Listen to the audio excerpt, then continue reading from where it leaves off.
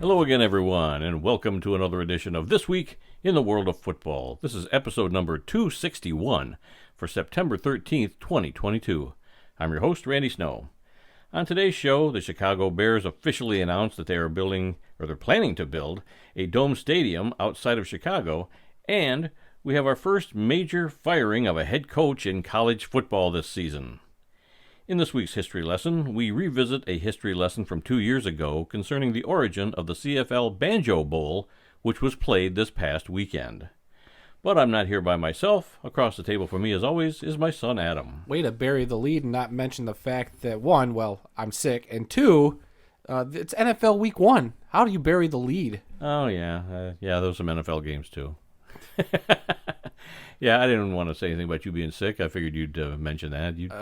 You almost didn't go to work today. Almost didn't go to work. But you probably caught something at that camping trip you went on last weekend. You went to a probably bluegrass festival, your annual event. I thought my voice was just getting hoarse, but nope, it's turned into like an upper respiratory thing. It's not COVID. I can taste and smell and all that. I think it's just probably just sleeping in the cold over the weekend might have finally caught up to me. Yeah.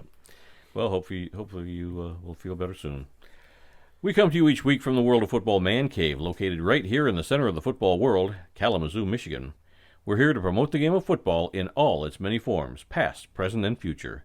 Our goal is to educate, inform, and entertain our listeners with the glorious buffet that is the world of football. All this while keeping a close eye on the rich history of the game. Thanks for checking out our podcast. We'd love to get your feedback on one of our many platforms: Apple Podcasts, SoundCloud, Stitcher, TuneIn, Spotify, iHeartRadio, and YouTube, where we post the entire audio portion of this show, as well as other selected videos. So, let's begin today's show with Adam and the World of Football scoreboard. That's right. Get ready, everybody, for either my voice to give out or for this to be the longest scoreboard we've ever done. I got a ton of scores today. Yeah, so we'll probably just fly through them. You know, sure. The NFL app has changed, so there's no longer that great little nugget of information they give you, like little nugget for each game. Okay. So we'll just, if we watch the game, we'll talk about it. But we're going to start off, Thursday kicked off the NFL season, of course, with the defending Super Bowl champion LA Rams hosting the Buffalo Bills, who came in and just decided to ruin whatever party the Rams were going to have because the Bills came out with a 31-10 victory there in LA. I caught a little bit of this game. I was experimenting with the NFL Plus app, watching it while I was camping, and pretty spotty broadcast. It could have been my reception, but you were saying that you were watching the game and you were also having some spotty reception on satellite. Yeah, you and I were texting back and forth, and local Channel 8, here in Kalamazoo, was carrying the game, but I think they got their feed from Amazon Prime, and so there were many times when it was buffering and pixelated and this and that. And so I don't think they got anything from Amazon Prime because those games don't start till this Thursday. That's right. Okay. So your theory, I'm just gonna poke a hole in that theory.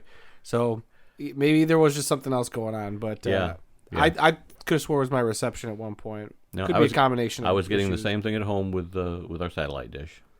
But yeah, so congratulations, Buffalo. You look like the team to beat this season. Yeah, we knew that was going to be a good game, and man, it well, for Buffalo fans, it was. Josh Allen just looks unbelievable. Yeah, he looked good. All right, moving on. The Atlanta Falcons blew another lead this week as they gave up the game to their division rival New Orleans Saints at home, 27-26. That final as the Saints walk out of Atlanta with a victory. I didn't catch much from this game. No, I didn't either. Other than the Falcons blowing another lead. They looked like they had it pretty handily, and then the Saints were able to climb back into it. In Baker Mayfield's grudge match against the Cleveland Browns, the Browns came out with a 26-24 victory over the Panthers. I believe it was rookie kicker, I forget his name, but he kicked a 58-yard field goal to win the game there. Yeah. How about that for your first game? Yeah, that was an amazing kick, and I think everybody was rooting for Baker to win that game, and it wasn't to be. Yeah, so. I'm pretty anti-Cleveland, so the only thing I'm going to say is good for Jacoby Brissett, leading the team to a win. Yep. I heard he didn't play perfect, but good enough to win. Good enough to win, but at the same time, I'm not happy with that organization. Yeah. All right, moving on. The Chicago Bears shocked the 49ers in Chicago with a 19-10 win. Rainy, and messy apparently the grounds crew couldn't make a straight line for the sideline. I don't know if you saw that picture. No. It was like a picture looking down the sideline, like in front of one of the benches, and it was all sort of wobbly, like they Really? couldn't keep that thing straight. Oh, it was bad. The chalk? The chalk on the okay. side. It was funny as heck. So See, they need a dome stadium there in Chicago. They won't have this problem. Yeah, we'll anymore. talk about that later. But the Bears come out with a win. They just made fewer mistakes, it sounds like, and they came out with a win in some nasty weather, which, hey, guess what, 49ers, if you want to be the team you're supposed to be, you got to come out and win games like this in weather like this. So, Well, that was Trey Lance's first start, I guess, for the 49ers. I thought he started last year. I could be wrong, but Yeah. I mean, yeah, his first year as the starting quarterback for the team. well, regardless, you got to, he owned up to whatever issues they had. Right. But the Bears are the ones that came out on top, and Yep. their celebration is going to be one of the more iconic moments, I think, yeah, of the season, sliding down the field. sliding throrough the water and all. Yeah, That was pretty great. I'll give them that. As much as I hate the Bears, I'll give them that. you'll be seeing that on NFL films for years to come. Right. Then we're going to talk about our hometown team for a second. The Detroit Lions fell to the Philadelphia Eagles 38-35 at home. Obviously, we watched this game. Sure. Eagles, just Jalen Hurts couldn't be stopped. Yep. That was kind of the story of this game. The Lions defense, just allowed too many quarterback runs. Yep. They first didn't. downs. They couldn't stop them when they. Yeah, needed they didn't to. have a they didn't have a scheme to stop the quarterback from running. He was just running everywhere, and the Detroit offense looked okay. They've got some work to do, but DeAndre Swift looked fantastic. What do you have? 144 rushing yards. Yeah. And so I mean they've got some good pieces there, and it just didn't work out for them to win this week. I don't feel bad. I don't go for the moral victories, but half the teams in the league lost last week, and we're just one of them. But I mean, in terms of teams that lost, they definitely put up the most points of any losing team this past week. So if there's anything, like you said, no moral victories, but I do think if they just clean up some of that defense, we might actually have a team that can compete this season, and I'm very excited about that. And that's all we'll say about our beloved Lions. There you go, guys. We didn't drag on too long. Probably the game of the week, the Pittsburgh Steelers took a victory from the Cincinnati Bengals in Cincinnati, 23-20.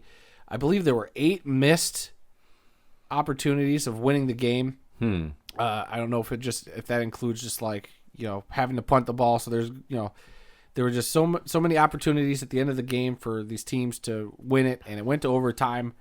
And the Bengals missed an extra point essentially that would have won them the game.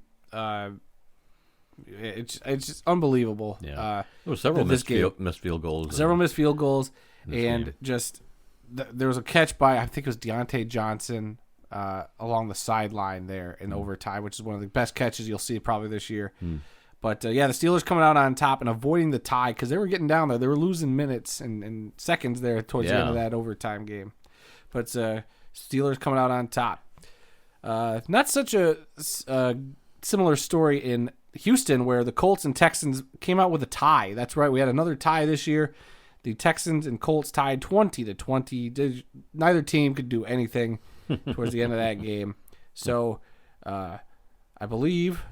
nope, we'll talk about that in a minute.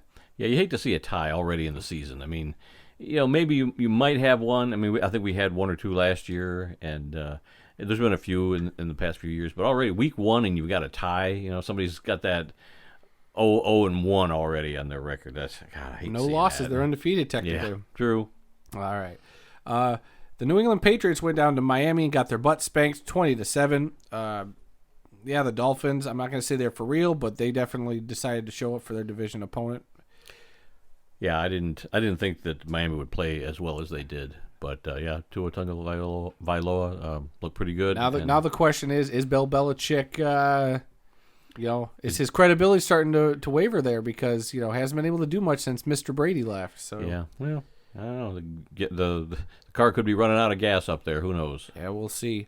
The car's not running out of gas despite Lamar Jackson not getting a contract extension by his proposed due date on Friday. He still came out and shelled out for the Ravens, who got a 24-9 victory over the New York Jets. Then the Jacksonville Jaguars traveled up to Washington to play the Commanders. That's right, the Commanders' first game of this season and of their existence with the name change. And the Commanders, came out on top 28-22. Moving on. How about this? Probably the shocker of the weekend. The New York Giants defeating the Tennessee Titans 21-20. Didn't see that coming. And Derrick Henry, there was a couple of highlights of him getting just knocked over, and you didn't think that was ever possible. Yeah. So yeah, that's unusual. Then let's see, and Patrick Mahomes did Patrick Mahomes things to the Arizona Cardinals with a 44-21 victory. The Chiefs taking out those Cardinals in Arizona. Anything from you? No, that went about as we expected. I think we both. I didn't expect the Cardinals to get that embarrassed. Well, yeah, but I knew that Kansas City would probably win that game. All right, and then the Los Angeles Chargers defeated the Las Vegas Raiders 24-19. The Green Bay Packers fell to the Minnesota Vikings 23-7. Aaron Rodgers not happy with his young receivers there. Very visible on the sideline. That made me so happy. For Christmas, can I get a Packers 0-16 season, please? Please, please, please. I'd love to see it. Then on Sunday Night Football, the Tampa Bay Buccaneers defeated the Dallas Cowboys 19-3. Dallas lost quarterback Dak Prescott. Whoa, yeah. Supposedly a 6 to 8 week injury, but if Jerry Jones is to be believed, which I don't believe a single word that comes out of his mouth, Dak will be back in 4 weeks, so they're refusing to put him on injured reserve. Oh, boy. What a mess down there. And Dallas is the only team this weekend to not score a touchdown in the NFL. The only team. How about that? And then the Denver Broncos and Russell Wilson's return to Seattle got spoiled by the Seahawks taking a 17-16 victory over the Denver Broncos. We watched a little bit of this game, watched the Manning cast. I totally forgot that Joe Buck and Troy Aikman were doing the game on the ESPN broadcast. Never checked it out. Yeah, didn't even think about it. We went right to the Manning cast, and in fact, you said, "Well, we'll check out a little of the Manning cast, but this is an important game, and I want to see what the regular announcers had to say." And we started watching the Manning cast, and we never went back. I went to it after you went to bed at halftime, and I kind of lost interest in the game after that. And but the Manning brothers, they're back for another season, and they're fun to listen to. Yeah. I mean, they didn't get as distracted as they did last season. I think they're finally hitting their stride. They got it down now. They know what they're doing, and I'd like to know where they're at, because they're not at their homes, because somebody's got to be in Bristol, and somebody's got to be in Peyton's in that one man cave, and he's got that huge TV, and he was sitting there with the clicker running plays back and forth. I'm like, what studio has he got, and where is Eli at? They're probably in 2 rooms side by side in the same studio somewhere. I don't know, but I would just be curious to see where those guys actually are. Yeah, I don't know. And my only other note from Week 1 of the NFL is that nobody in the AFC South won this weekend, despite 2 of those teams playing each other, and that would be the tie. That is my stat of the weekend. Wow, that's pretty interesting. I don't think that's probably ever happened. Well, it could have happened before. It could have happened, but yeah, that's pretty interesting. But all right, we're going to move on from the NFL, and I guess we're jumping straight into the CFL. It's Week 14 there. Friday night saw the Montreal Alouettes defeat the British Columbia Lions 31-10. Montreal was up 21-3 at halftime and never looked back. Montreal quarterback Trevor Harris completed 16 passes for 163 yards and a touchdown during the game, while British Columbia quarterback Antonio Pipkin completed 13 passes for 174 yards and scored 1 touchdown on the ground. It was the 5th win of the season for Montreal. Good seeing them trending in the right direction. Yeah, BC's kind of fallen off since Nathan Rourke got hurt, but it was good to see Montreal getting some wins, because they've been few and far between up there for a while. Yep. And then on Saturday, the Toronto Argonauts defeated the Ottawa Redblacks 24-19. The Argos were up 13-6 at halftime and never trailed as they won their 3rd straight game of the season. Argo quarterback McLeod Bethel Thompson completed 27 passes for 365 yards and a touchdown, while wide receiver Curly Gittins caught 8 passes for 161 yards and a touchdown. On Ottawa's side, quarterback Nick Arbuckle completed 26 passes for 290 yards. How about that McLeod Bethel Thompson? 27 completed passes for 365 yards. That's a yard a day. Jeez, yeah. On Saturday, the Winnipeg Blue Bombers defeated the Saskatchewan Roughriders 54-20 in the Banjo Bowl, which is a rematch from last week. Winnipeg led 27-10 at halftime and never looked back. Saskatchewan wide receiver Mario Alford. Are you sure it's Saskatchewan? Why are you jumping around like that? I think it was Saskatchewan. Okay. He returned the second half kickoff.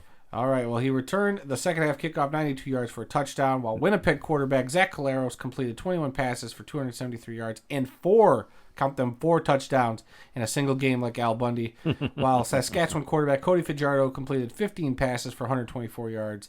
The announcer dubbed the game a Banjo Bowl beatdown, and according to Randy, these were the second best highlights of the weekend. Yeah, I thought that was pretty good. The only reason I added that thing about Mario Alford returning the second half kickoff, because that was mainly their big highlight for the whole game. So I wanted to at least throw that in there and acknowledge him having a 92-yard kickoff return to start the second half.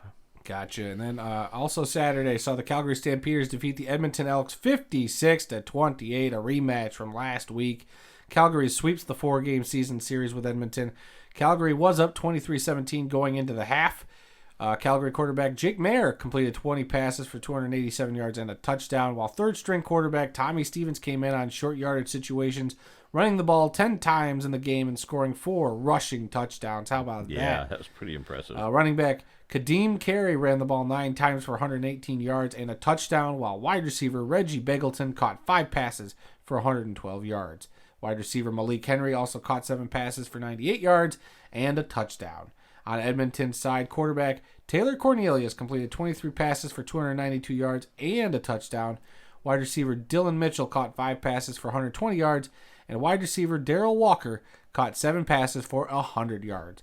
Running back Kevin Brown ran the ball 10 times for 91 yards in the loss for those Edmonton Elks.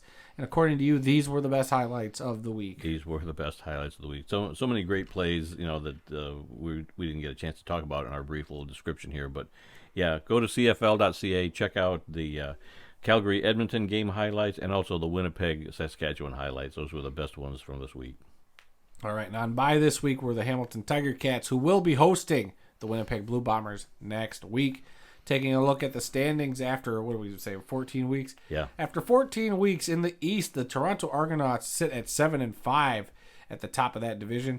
Montreal at 5-7, Ottawa at 3-9, followed by Hamilton at 3-9 to round out the East. In the West, we talked about how the Blue Bombers clinched last week. They still sit up at top with a 12-1 record, followed by the 8-3 British Columbia Lions, 8-4 Stampeders, 6-7 Rough Riders, and the 3-10 Edmonton Elks. And that'll do it for the CFL. And we're going to throw it over to Randy, who's got your college football scores. Oh, so many college scores this week. This is week 2, and we're going to start in the FBS, where number 1 Alabama squeaked by Texas 20-19. Boy, they weren't expecting that kind of a I wasn't game. expecting that. I looked at my phone while I was camping, and I saw that Texas had to lead there for a bit, and I was rooting for them to get that upset. But still, to get out of there just losing by 1 point is because they gave them like a minute and a half on that last drive, and I was kind of watching that ESPN game. They just would upload one at a time, like what happened. And I was like, you gave them too much time. You can't give Alabama a minute and a half. Yeah. Yep, that's true. All right, continuing on. Number 2, Georgia shut out an FCS school, Samford, 33-0. Number 3, Ohio State over Arkansas State, 45-12. It was number 4, Michigan over Hawaii, 56-10. This was kind of a late night game, even though it was at Michigan. I watched a little bit of this on Big Ten Network, and man, it was boring because for the longest time Hawaii didn't even score. I think they didn't score till the third quarter, maybe. I'm not sure, but yeah, I just got bored watching it, so I went to watch something else. Let's see. Appalachian State upset number 6 Texas A&M 17-14. Marshall upset number 8 Notre Dame 26-21. Washington State upset number 19 Wisconsin 17-14. Number 20 Kentucky upset number 12 Florida 26-16. It was number 21 BYU upsetting number 9 Baylor 26-20 in 2 overtimes. And number 24 Tennessee upset number 17 Pittsburgh 34-27. We're going to be at the Western Michigan Pittsburgh game this Saturday night, so we're looking forward to that already. Let's see. Kansas over West Virginia 55-42 in overtime. Texas Tech upset number 25 Houston 33-30 in 2 overtimes. And get this, Eastern Kentucky over Bowling Green 59-57 in 7 overtimes. We remember a few years ago, Western Michigan was involved in a 7 overtime game against the Buffalo Bulls, and those things can be pretty exciting when you go that far into overtime. And finally, our beloved Western Michigan Broncos defeated Ball State 37-30, and so that was a great. I actually watched that on ESPN Plus. I couldn't get it on a local channel around here. All right, turning to our military academies, it was Air Force over Colorado, 41-10. University of Texas at San Antonio, the Roadrunners, over Army, 41-38 in overtime. Now, I watched some of this game, too, because this was on CBS Sportsnet. And I watched it for a while, and then I went away from it. So I didn't even know that the game went into overtime because I didn't catch the end of it when it was on TV. But too bad for Army. Now, let's see. It was Memphis over Navy, 37-13. And because we are the world of football, we'd like to talk about every division in college football. So from here on, we have 3 random scores from each of these other divisions. At the FCS level, it was North Dakota State over North Carolina A&T, 43-3. Grambling State over Northwestern State, 47-21. And Jackson State over Tennessee State, 16-3. In Division II, it was Notre Dame of Ohio over Wheeling, 27-14. Slippery Rock over West Chester, 35-14, and Hampton over Tuskegee, 42-10. In Division III, it was Kalamazoo College over Kenyon, 24-21. Susquehanna over Franklin and Marshall, 39-36. And Trine squeaked by Rose Hulman, 24-23. In the NAIA, that's the National Association of Intercollegiate Athletics, it was number 1 ranked Morningside of Iowa over number 21 Dordt of Iowa, 49-21. It was Hastings of Nebraska over Mount Marty of South Dakota, 45-20. I just love that name, Mount Marty. And St. Francis defeated St. Francis. That would be St. Francis of Fort Wayne, Indiana, over number 25 St. Francis of Illinois by a final score of 52-14. At the National Junior College level, our beloved Snow College in Ephraim, Utah, over Buffalo, 50-49 in overtime. And I think what happened there was Butler scored first in overtime, scored a touchdown and an extra point, and when Snow College scored their touchdown, they went for 2 and scored 8 points in overtime. So congratulations to them. It was Nassau over Hudson Valley, 34-7, and Independence over Coffeyville, 18-8. We move up north of the border now to 18-5, just so you know. Oh, did I say? I said 18-8. Yeah. Okay, 18-5. Yep. All right, in U Sports Canada, which is their version of the NCAA up there, it was Sherbrooke over McGill, 21-13. Montreal over Laval, 21-18. And Western Ontario over Queens, 35-11. They also have a junior football league up there. It was the Regina Thunder over the Saskatoon Hilltops, 29-21. The Langley Rams defeated the Prince George Kodiaks, 43-16. And it was the Edmonton Huskies over the Edmonton Wildcats, 25-22. There was also an X-League game, the championship game. I think they call it the X-Bowl this year, which used to be the Lingerie Football League, but it's the women's football indoor game up there. And they had their championship game, and it was the Chicago Blitz over the Atlanta Empire, 19-12. This game was played in Austin, Texas. And last week, I forgot to add this one. I watched a little of this game on TV, but and I forgot to put it in last week's rundown, but here it is. The Black College Football Hall of Fame Classic played at Tom Benson Stadium in Canton, Ohio last weekend, the weekend before this. Central State University over Wisconsin-Salem State University, 41-21. And now you are caught up with everything in the world of football scoreboard. Yes, folks, today we gave you 60, count them, 60 scores from around the world of football. Woo. Yeah, I couldn't believe that when I added them up. There was just so many. I said, how many am I talking about here today? And I actually had to add one because I had 59, and I wanted an even 60. All right, let's get into some NFL news now. The Chicago Bears announced that they're going to build a new dome stadium outside of Chicago in the suburb of Arlington Heights. The Bears' lease at Soldier Field runs through 2033, but the team can end the lease as soon as 2026 with the paltry sum of just $84 million. Oh, yeah, just Trump change. Well, for years I've been saying that Chicago and Green Bay both need dome stadiums.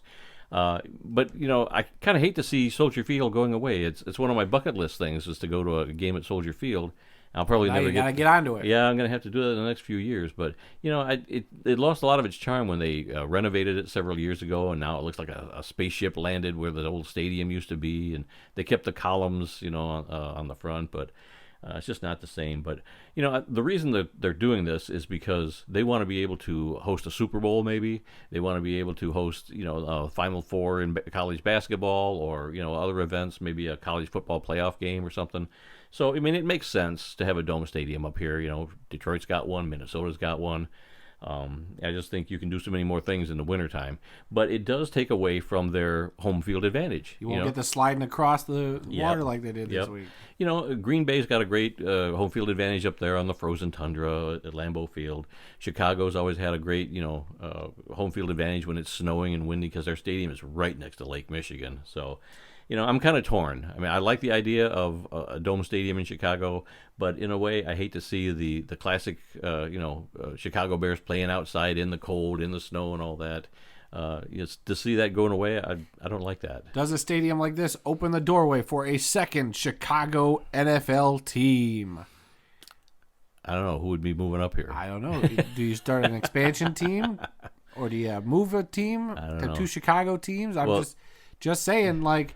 They wanted, they want to have another team, I'm sure, but we'll see. Well, Dallas talked about adding a second team. Yeah, they definitely have their work cut out for them because the last couple of stadiums, the one in Las Vegas and the one in Los Angeles, have been just phenomenal, billion-dollar stadiums or more, and it'd be interesting to see what Chicago comes up with. Are they going to try and top those stadiums, or are they going to play it a little more conservative and just be like Ford Field, where you got 60,000 people and you've got a nice little dome stadium to get you out of the weather and out of the rain and the snow and all that.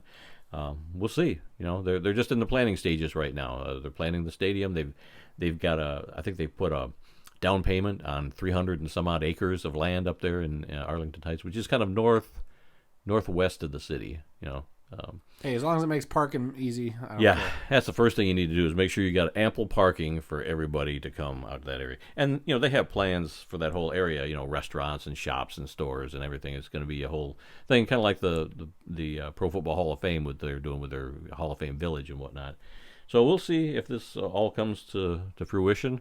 We'll see. Who knows? All right, this is a story I thought was pretty interesting. Tampa Bay head coach Todd Bowles, who is 58 years old, just completed his bachelor's degree 37 years after he left college to pursue a career in the NFL. Bowles played college football at Temple, but never finished his degree before leaving to play in the NFL in 1986. Bowles' agent, Anthony Agone, Agnone, A-G-N-O-N-E. I'm going to say Agnone. Probably 5 or 6 ways to pronounce that. Just move on. But he was an alumnus of a college called Mount St. Mary's University in Emmitsburg, Maryland, and he encouraged Bowles to complete his degree at his alma mater beginning in the summer of 2020. So Bowles enrolled in the Accelerated and Adult Education program at the school. He recently completed the requirements for a bachelor's degree, a Bachelor of Science degree in Youth and Community Development, and plans to attend Mount St. Mary's official commencement ceremony in May of 2023. So good for him. Yep. That's a good example for everybody else. In fact, I'm thinking about you when I'm saying that because you're close to finishing your degree. Let's get on. No comment. All right. The Cleveland Browns are putting Brownie the Elf on the field as their midfield logo. Yep. I don't know how I feel about that. I mean, it's a nice logo. It's a classic logo. It goes back to 1947, but it's a little cartoonish, and it's not the kind of thing that you see on other stadiums. You get the Panthers logo, and they have their panther head, and everything just seems to be a little more, professional. And this Brownie the Elf thing is just, while I like the logo, I just don't know if it's right on the center of the field. What do you think? I don't mind it. I like it. I like the vintage look. Gives me the 50s vibes when the Browns were a decent team. Like I said, it's a classic logo. It's been around forever. I like the logo itself. I just don't know if it's right to be on the field. So we'll see. All right, I got some college news here. Nebraska fires their head coach Scott Frost after starting the season with a 1-2 record. He had been the head coach at Nebraska since 2018 and never had a winning season, posting a 16-31 overall record with the Cornhuskers. I know you and I were both shocked when we saw that. I didn't realize that they've already played 3 games this year. They must have had one in week 0. That's right, week 0 was in Dublin, Ireland. Yep. They played, and then last week and this week. So, yeah, 1 and 2 already. And I guess the powers that be in Nebraska said, yeah, that's enough of that. Yeah, I mean, he did really good stuff at the UCF. Yep. Led them to an undefeated season. Yep. But just couldn't get it working here in Nebraska. So I don't know if it's a Nebraska problem or if it's a him problem. Well, yeah, I guess he played at Nebraska when he was in college, so he's got a connection with the school. But yeah, things just didn't work out there. So how many more are we going to see this year? How many more coach firings? Probably the first of many. It could be. All right, this is something you brought my attention to. Notre Dame, Texas A&M, and Nebraska collectively paid 3 schools from the Sun Belt Conference, those 3 schools being Appalachian State, Marshall, and Georgia Southern. They paid them a total of $4.173 million to play home games against them this past weekend. And we just ran down all the scores except for the one, the Nebraska score against Georgia Southern. But yeah, all 3 of those Sun Belt schools won their games. Yeah. So they took their money, went back, and got one coach fired in the process. So wow, good. Good for the Sun Belt schools. I hate to see, like, what was it? The number 2 team in the country was playing an FCS school. Yeah, Georgia. So I hate to see that, but these are FBS schools. They're just not the biggest. Not the Power 5. So it's good to see the little guy beat up on the big guy every now and then. Okay, little IFL news, Indoor Football League. They announced that the Tulsa team is going to be known as the Tulsa Oilers. Going to be an expansion team there in 2023.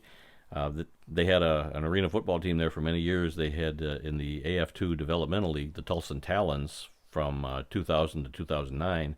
And then when they brought the league back in 2010, they were an AFL team from 2010 through 2011. So I was kind of hoping they'd continue with the Tulsa Talons name and logo, but they're going with the Tulsa Oilers, so we'll look for them to play next year.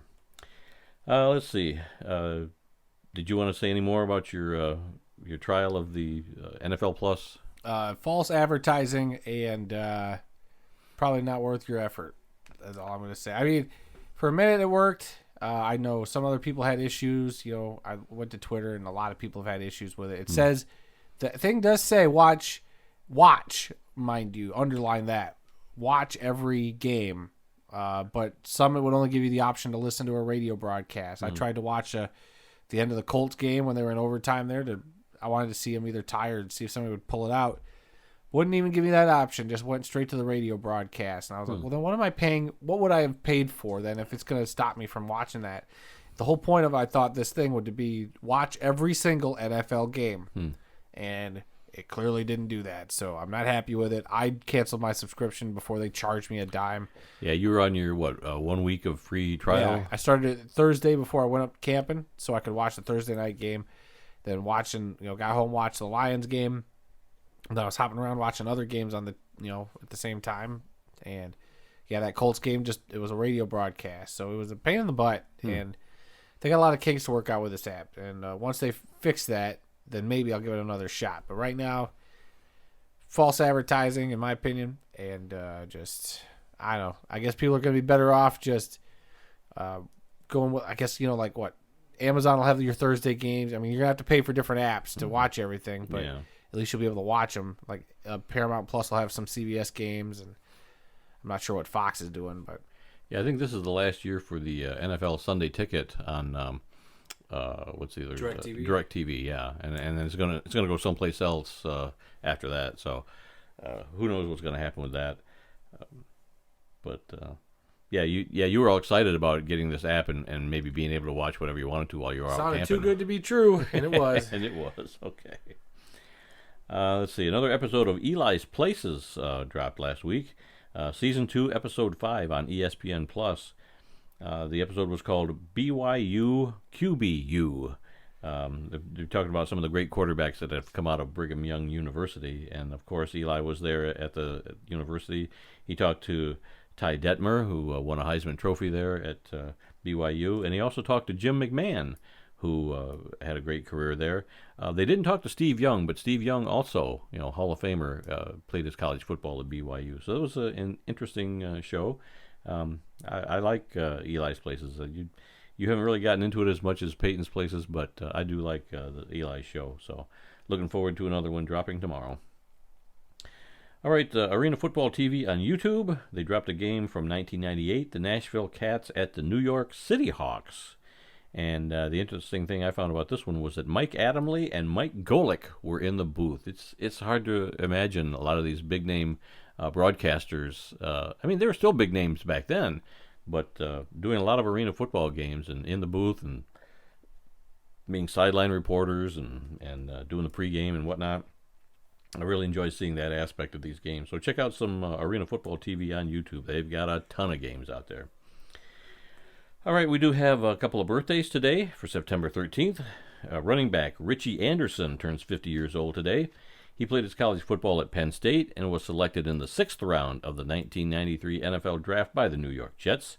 He played 12 NFL seasons. He was with the Jets from 93 to 2002, and he finished his career with the Dallas Cowboys from that can't be right. I got the Jets. Okay. Well, he finished his career with the Dallas Cowboys. I must have got the dates wrong. Probably 2003 to 2004. All right, and the other birthday today, quarterback Brad Johnson turns 53 today. He played his college football at Florida State. He was selected in the 9th round of the 1992 NFL Draft by the Minnesota Vikings.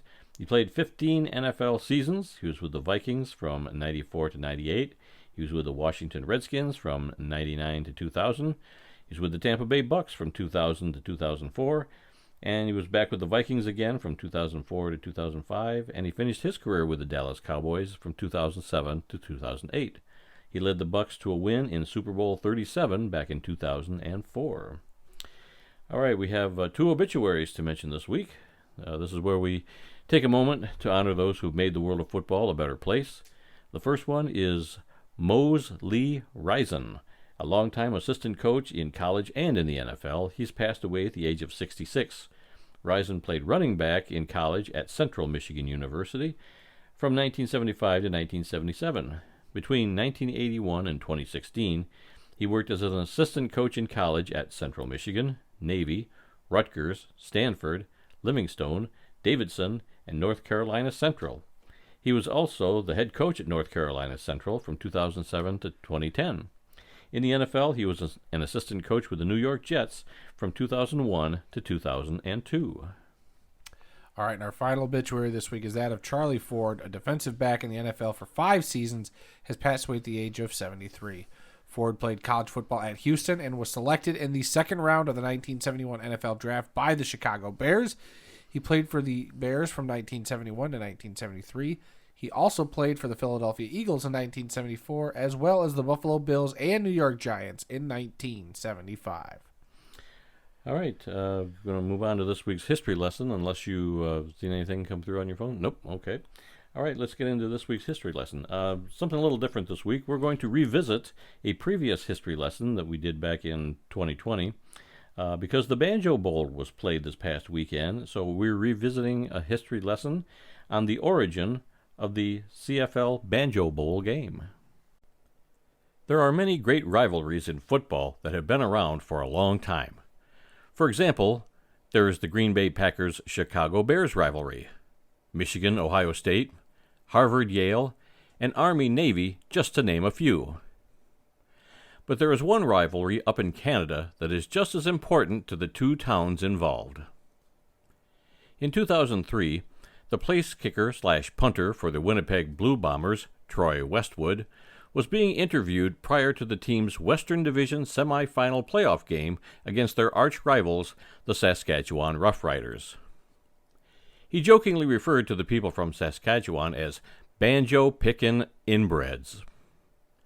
2 days later, he apologized for his earlier comments, saying, "The vast majority of people in Saskatchewan have no idea how to play the banjo." The Saskatchewan team must have been listening because they won that playoff game 37-21.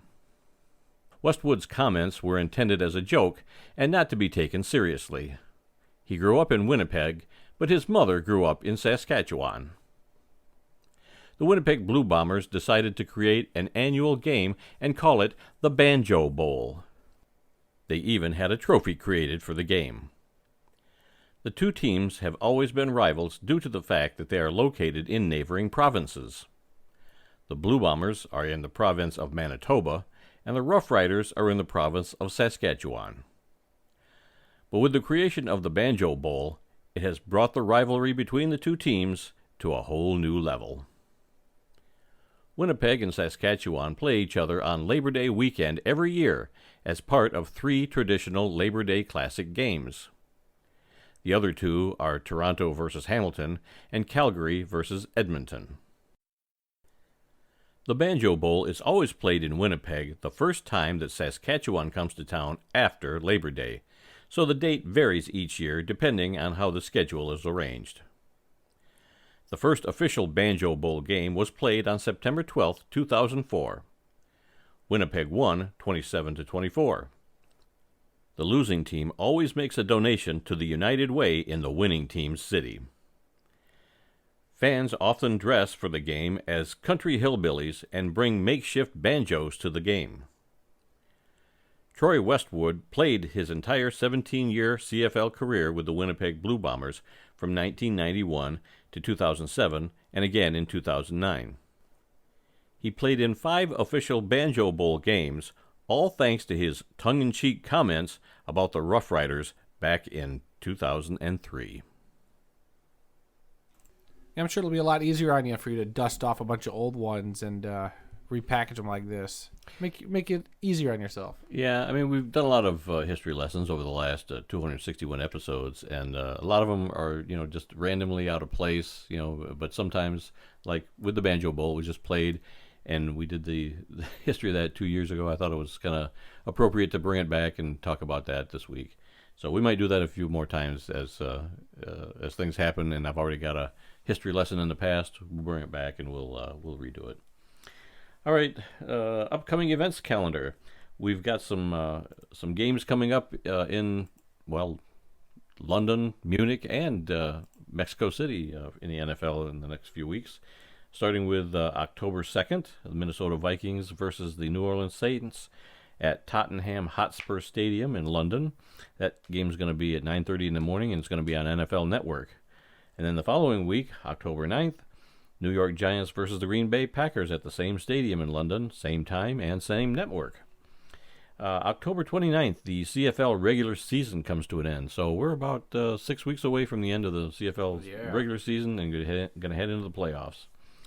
Let's see, October 30th, Denver Broncos versus the Jacksonville Jaguars. This is going to be at Wembley Stadium in London.